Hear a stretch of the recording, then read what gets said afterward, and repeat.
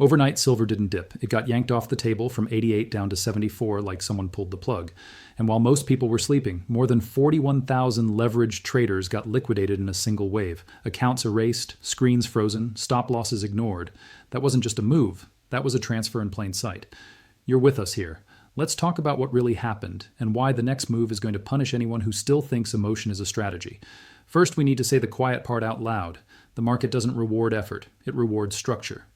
When price snaps like that, it's not random. It's the system doing what it was designed to do. Find the weak leverage, find the impatient money, and take it. And the scary part is not the drop. The scary part is what the drop reveals about who's positioned and who's pretending. Fact. Silver fell hard, fast, and violent. Interpretation. The move was engineered to force decisions under stress because stress creates mistakes and mistakes create supply. No, watch this. In a clean market, a fall like that would be a slow bleed, but this wasn't a slow bleed. This was a trap door. That's the signature of leverage. Leverage turns a normal pullback into a guillotine.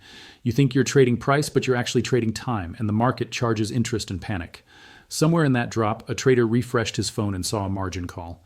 And somewhere else, someone whispered, "I'm done." And somewhere, quiet, calm, someone looked at the same candle and thought, "Perfect."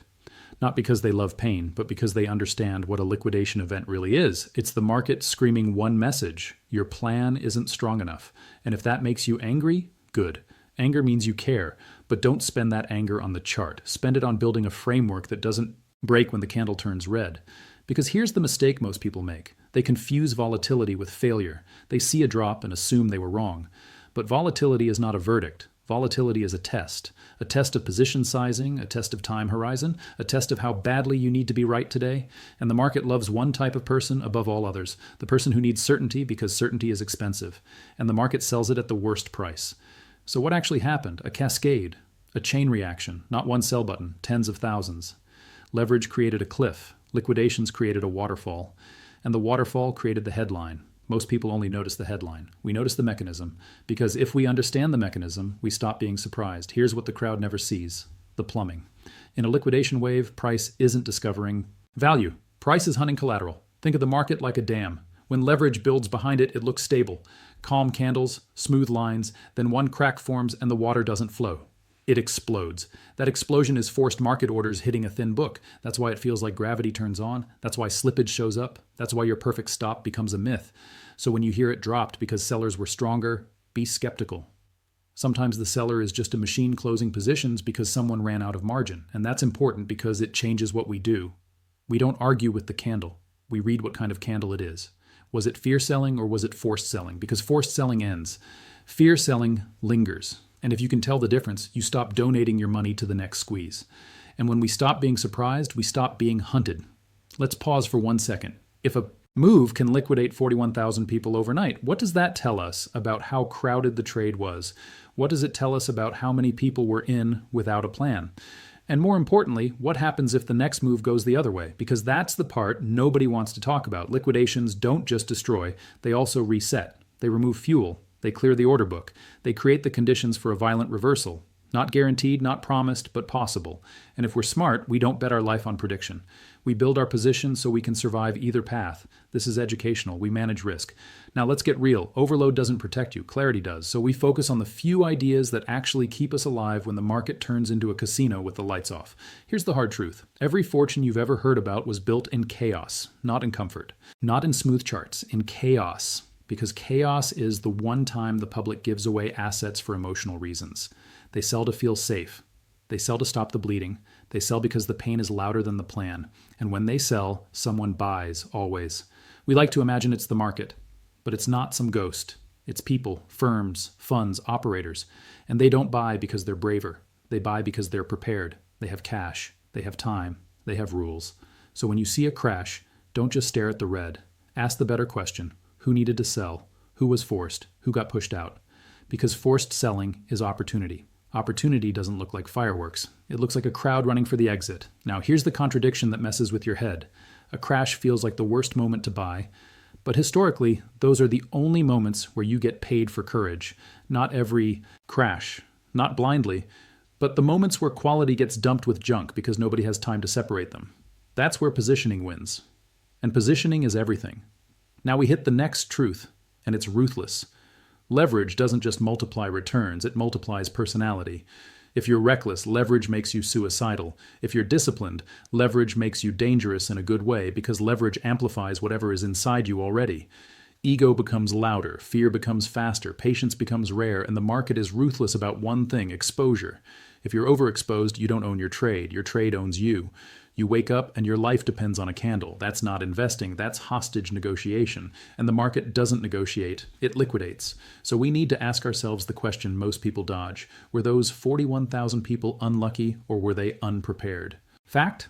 The price moved. Interpretation: their sizing made the move fatal. That's the difference. The move didn't have to be large, it just had to be larger than their margin. And margin is a razor. It feels powerful until it cuts you. Now watch this part carefully. The market doesn't need to know your name. It only needs to know where your pain threshold is, because pain thresholds cluster. People use the same leverage. They set the same stops. They trade the same obvious levels.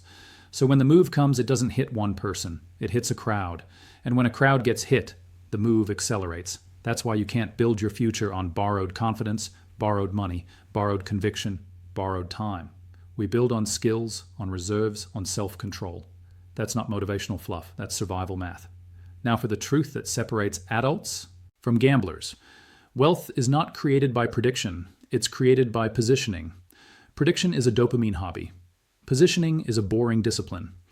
Prediction asks, where will price be tomorrow? Positioning asks, if we're wrong, where will it show first? Prediction wants to be a hero. Positioning wants to stay in the game. So what is a position really? Cash is a position. Knowledge is a position. Emotional stability is a position. Time is a position. And the most underrated position of all is humility, because humility is what lets you cut risk before the market cuts you. Now here's a truth that sounds simple but changes everything. Most people prepare only for sunshine. They buy when it feels safe. They take risk when the chart is smooth. They get confident when everyone is confident. Then a storm hits and they discover they built their house out of paper. We don't do that. We prepare for storms, we keep dry powder, we build rules when we're calm, so we don't invent rules when we're bleeding. Because in the moment of fear, your brain is not a strategist. It's an animal, and animals run. So we need systems, not vibes, not hope. Systems. Here's the mistake most people make. They treat the market like a slot machine. They keep pulling the lever because they want the feeling. But real wealth isn't the feeling. Real wealth is the accumulation of good decisions you didn't brag about. It's the discipline to do nothing when nothing is the right move. It's the patience to wait while other people waste their ammo. And when the storm finally hits, it's the courage to act with a measured hand, not a trembling one. So what do we do with an event like this? We don't chase the candle. We don't revenge trade.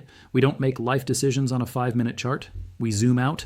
We ask the question that actually matters. What's the market paying for? Growth or safety? Because in a liquidation event, the market briefly pays a premium for safety. People sell anything liquid. They don't care if it's good. They just care that it's sellable. That's why the best assets sometimes drop with the worst assets.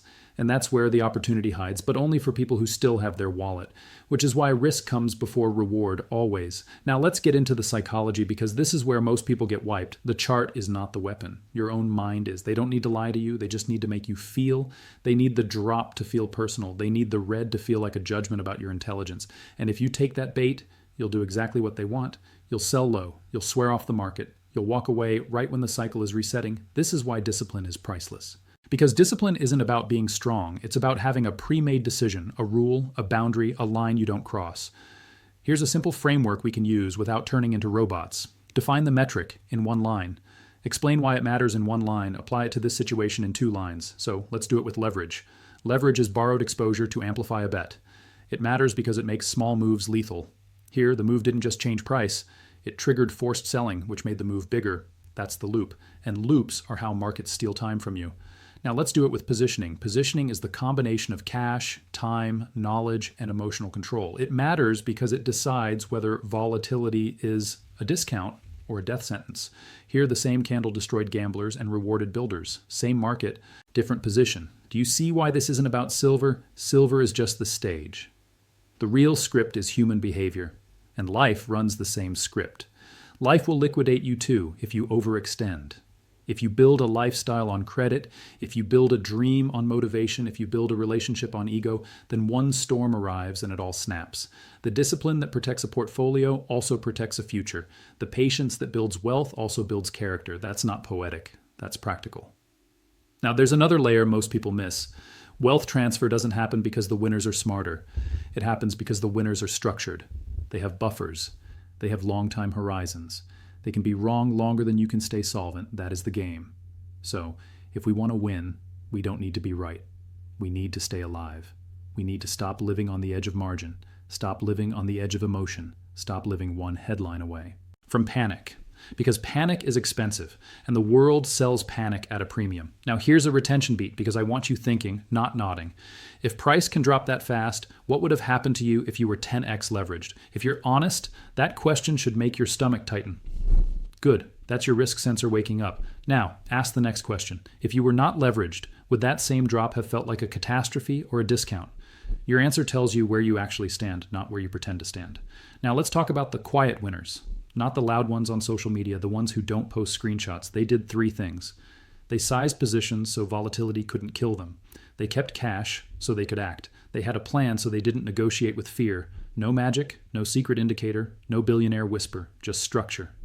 And structure beats vibes every time. So here's what we do next in our world. We build long-term systems. We respect risk more than reward. We keep dry powder. We study cycles like athletes study film. We slow down when fear spikes. We double-check ourselves when confidence spikes. We create rules so emotions never get the final vote. And when the next shock hits, and it will because markets always shock, we don't collapse. We measure. We're not gambling, we're measuring. Now watch this. The market loves to punish people twice. First, it hurts you in the drop, then it hurts you again by making you sell, then it rips without you. That's the double punishment. And it's not personal, it's mechanical, but it feels personal. That's why it works. So if we want to break that cycle, we need a decision right now, not later. Right now. Are we here for entertainment or outcomes? Because entertainment leads to impulse, outcomes lead to process, and process leads to compounding. You don't get rich from one trade. You get rich from surviving long enough to let compounding do its thing. Now, I need to say something that will annoy some people. If you felt forced to sell, you were overexposed. Period. That's not an insult. That's information. And information is power if you use it. So we don't shame ourselves. We audit ourselves. We ask, where did I build on hope? Where did I build on borrowed money? Where did I build on borrowed time? And then we rebuild. Stronger, bigger, safer, because safe is what lets us attack later. Now let's bring this back to the crowd. During the drop, the emotional crowd sees disaster. The disciplined crowd sees inventory. The gambler loses everything. The builder sharpens strategy. Same event, different outcome. And this is why we use wise language. Because we're building a culture here. A culture that doesn't collapse when the screen turns red. A culture that doesn't get baited into revenge trading. A culture that doesn't confuse noise with truth. So, we ask smarter questions. If price is down, why are people forced to sell? If the narrative is bearish, why did it happen overnight? If everyone is sure, where's the risk hiding? That's how we think. That's how we survive. Now, I'm going to drop one more uncomfortable truth. Most people don't lose money because they're dumb. They lose money because they're impatient. Impatience makes you overtrade. Impatience makes you oversize. Impatience makes you chase. And chasing is how you become exit liquidity. If you ever wondered why it feels like the market knows when you buy, it's because you bought when everyone else bought. But when crowds are predictable, we stop acting like the crowd. We build the opposite habit. When everyone is euphoric, we get cautious. When everyone is terrified, we get curious. Not reckless, curious. Now, if this is landing for you, do something small but real. Hit subscribe because we're building a community that doesn't get shaken out by every headline. And if you want to help the algorithm push this to the people who need it before the next liquidation wave, tap like. Short, effective, done. Now, I want 2 honest answers in the comments. When that move hit, did you feel fear or did you feel opportunity? And be real. If you were levered, did you learn the lesson? Or are you about to repeat it? Because the market doesn't care about your intentions. It cares about your exposure. Now, here's the final clue. This crash wasn't the end of anything. It was a message. A message that the game is tightening, that liquidity is thin, that leverage is crowded, that the next violent move up or down will be even faster, and the people who survive it won't be the loudest. They'll be the most structured. So don't stare at the chart tonight. One rule for us: survive first, then swing. The market can't reward you if you're not here tomorrow. Build the rules, fix the exposure, strengthen the position, because the next candle is already loading. And when it prints, you're either going to watch it happen, or you're going to be part of it.